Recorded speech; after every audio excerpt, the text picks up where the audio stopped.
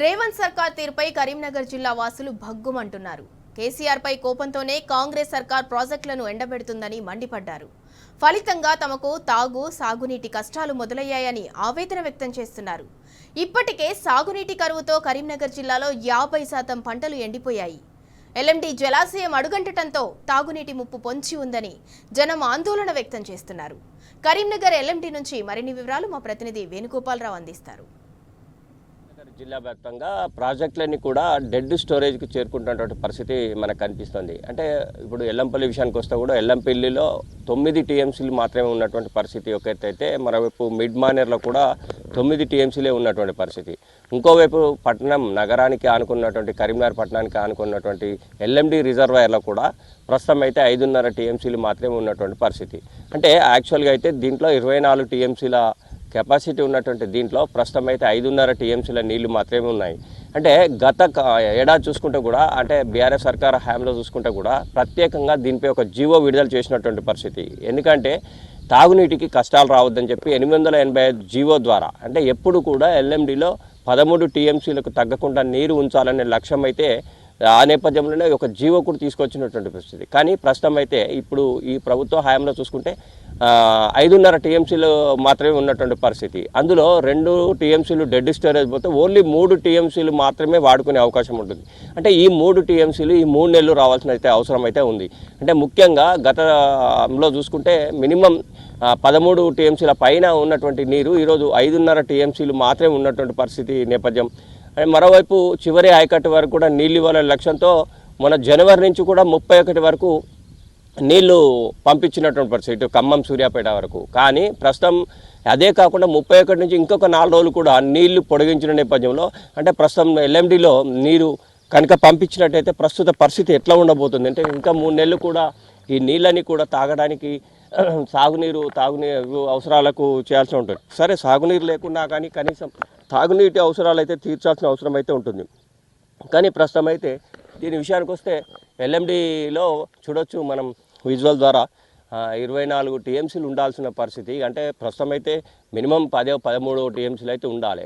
కానీ మనకు 5.5 టీఎంసీలు ఉన్నాయి. 5.5 టీఎంసీల విషయానికి వస్తే కూడా డెడ్ స్టోరేజ్ 2 టీఎంసీలు పోతే ఓన్లీ 3 టీఎంసీల నీళ్ళు మాత్రమే ఇలా నిల్వ ఉండే అవకాశం ఉంటుంది.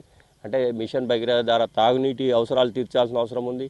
ఇంకోవైపు అంటే రాబోయే రోజుల్లో కూడా ఇటు ఏప్రిల్ మే అయితే తీవ్రమైన ఎండలు ఉంటాయి. జూన్ వరకు కూడా ఈ నీళ్లను అంటే సాగునీటికి కాకుండా సరే కనీసం తాగునీటికి అయితే అందించాల్సిన అవసరం ఉంటుంది. కానీ ప్రస్తుతం అయితే అలాంటి సిచ్యువేషన్ లేని నేపథ్యంలో రోజు రోజుకి కూడా ఈ డ్యాంలో ఉన్నటువంటి ప్రతి చోట కూడా అంటే ఎండిపోయినటువంటి పరిస్థితి అయితే మనం విజువల్ ద్వారా కూడా చూడవచ్చు. అంటే ముఖ్యంగా గతంలో చూసుకుంటే ఒకప్పుడు 2 years బ్యాక్ కూడా మినిమం 22 టీఎంసీలు ఉండేది. అంటే దీనికోసం అని చెప్పి గత బీఆర్ఎస్ సర్కార్ కూడా ప్రత్యేకంగా జీవో తీసుకొచ్చినటువంటి నేపథ్యం. 885 జీవో ద్వారా దీంట్లో 13 టీఎంసీలు ఉంచాలి, ఎందుకంటే తాగునీటి అవసరాలు ఉండాలి, లేకపోతే చాలా ఇబ్బందులు అవుతాయని నేపథ్యం. ముఖ్యంగా మొన్న అంటే 2-3 రోజుల క్రితం కూడా గంగుల కమలాకర్ స్థానిక ఎమ్మెల్యే కూడా ఇదే ఎల్ఎండి పరిసరాల్లో పరిశీలించిన అనంతరం డెడ్ స్టోరేజీ పోగా 3 టీఎంసీలు ఉంటుంది. కానీ చాలా తీవ్రమైన ఇబ్బందులు ఎదుర్కోవాల్సి వస్తుంది ప్రజలు. మరి ప్రభుత్వం ముందు చూపుతో కనీసం అక్కడ కాళేశ్వరం ద్వారా కరకట్టన్న కట్టాలి, ఎల్లంపల్లి ద్వారా నీళ్ళు ఇవ్వాలి, లేకుంటే మాత్రం చాలా తీవ్ర ఇబ్బందులు అయ్యే అవకాశం ఉంటుంది. అంటే ఇప్పటికైనా కూడా ప్రభుత్వం ముందు చూపుతో వ్యవహరించాల్సిన అవసరం ఉందని చెప్తున్న నేపథ్యం కనిపిస్తోంది. మొత్తం మీద అయితే మనం విజువల్ ద్వారా చూస్తే ఎక్కడ చూసినా కానీ మనకు ఎండిపోయినటువంటి ఎల్ఎండే కనిపిస్తుంది. అంటే ఈ యొక్క ఎల్ఎండే కాదు, 27 టీఎంసీలు ఉన్నటువంటి మిడ్ మానేర్లో కూడా ప్రస్తుతం అయితే 9 టీఎంసీలే ఉంది. ఇంకోవైపు 19 టీఎంసీలు ఉన్నటువంటి ఎల్లంపల్లిలో కూడా 9 టీఎంసీల నీళ్ళు మాత్రమే నిల్వ ఉన్నటువంటి పరిస్థితి. అంటే ఈ జలాశయాల్లో కూడా నీళ్లు లేని నేపథ్యంలో తాగునీటి అవసరాలు ఎలా తీరుస్తారు ఏంటి అనేది ఒక ప్రశ్నగా మిగిలినటువంటి పరిస్థితి మనకు కనిపిస్తుంది. మొత్తం మీద ఏదేమైనా కానీ ఇప్పుడు ఉన్నటువంటి పరిస్థితిలో తాగునీటి అవసరాలు తీర్చేందుకు ప్రభుత్వం ముందస్తు ప్రణాళికలు సిద్ధం చేయాల్సిన అవసరం ఉంది. లేకుంటే మాత్రం ఇప్పుడు వచ్చే ఏప్రిల్ మే జూన్ వరకు కూడా ఈ నీళ్లు తాగునీటి అవసరాలకు సరిపోయే విధంగా ఏర్పాటు చేసుకోవాల్సిన అవసరం ఉంది. లేకుంటే మాత్రం తీవ్ర ఇబ్బందులు ఎదురే అవకాశం స్పష్టంగా కనిపిస్తుంది. అంటే ముఖ్యంగా ఇప్పటికైనా అంటే ఇటు ఎల్లంపల్లి ద్వారానా మరి ఏ విధంగానైనా ఎల్ఎండిలోకి మాత్రం నీరు నింపాల్సిన అవసరం ఉందని చెప్పి స్థానిక ఎమ్మెల్యే గంగుల కమలాకర్ చెప్తున్న నేపథ్యం కనిపించింది.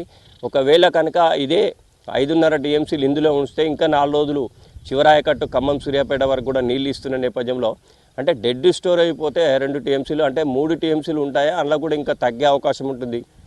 ఈ నేపథ్యం ఒకటైతే ఎండాకాలం నేపథ్యంలో కూడా ఆవిరి రూపాన కూడా కొంత నీరు వెళ్ళిపోయే అవకాశం ఉంటుంది. కనుక ప్రత్యక్షంగా దీని మీద ప్రభుత్వం నిర్ణయం తీసుకోవాలి, లేకుంటే మాత్రం తాగునీటి కష్టాలు ఎదురయ్యే అవకాశం ఉంటుంది అని చెప్పి ఆవేదన వ్యక్తం చేసినటువంటి పరిస్థితి. ఏదేమైనా కానీ ఇప్పుడు ఉన్నటువంటి పరిస్థితిలో పక్కనే ఉన్న ఎల్ఎండి పట్టణానికి ఆనుకొని ఉంటుంది. అంటే తాగునీటి అవసరాలు అందించాల్సిన అవసరం ఉంది.